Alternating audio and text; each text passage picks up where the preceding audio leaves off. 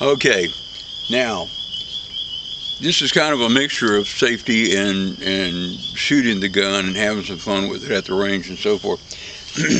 A box of shells, if it says something like self-defense or home defense or some BS like that, it's going to say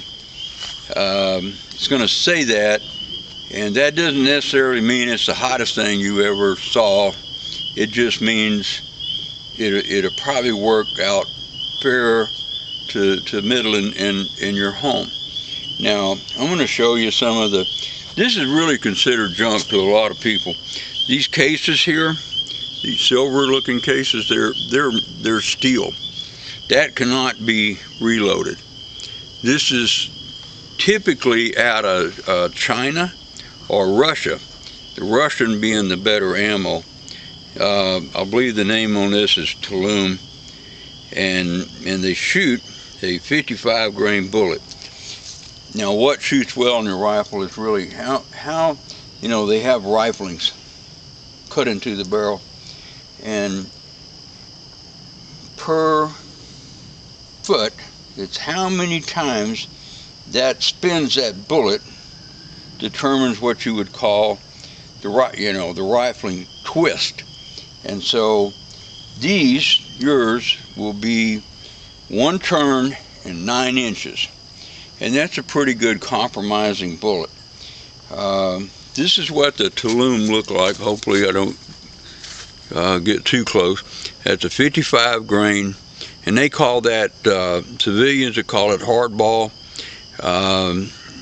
Military, I guess they call it hardball too, wouldn't they? Okay. They're pointed and so forth, got a lead core, but they're real hard, and they really and truly won't expand much, if any. And so that's more of a penetrating round. That has its advantages if you're a cop and you're shooting bad guys, that are protecting themselves in a vehicle with steel sights, because this don't care about steel. It just right on through, nails the guy on the other side. Pretty good stuff.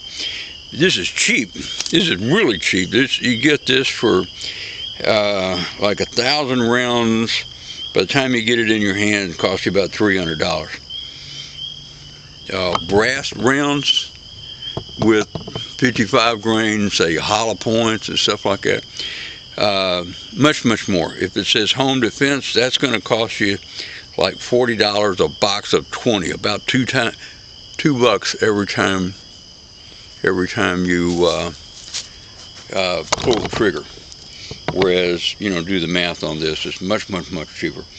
And I haven't really had any that just flat didn't go off, or you always want, just like you do on pistols, if you hear one, bam, bam, bam, and the next one, stop. You just had a squib.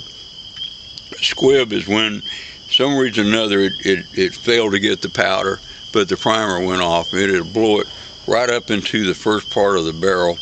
And then if you're shooting so fast, you can't stop, and you pull the trigger behind it, you just blew up the barrel and the action, and just about cheaper to get another gun. So these are quite shootable, fun, make lots of noise, but they penetrate a lot, so you need a really good background. Now on home defense, I kind of have disagreeing. Most of the people that manufacture this stuff have never been in a home defense situation, but I have. And so I can tell you what would make a pretty good home defense gun is actually kind of cut back on the performance of the round. So 55 is a medium bullet for these, and good for a 1 in 9 twist. But you can cut this back to 45, and it will 45 grain, say, and a hollow point. When it hits the first wall, it probably ain't going much further than that. It'll, bam, mushroom out about the size of a dime instead of this, .223.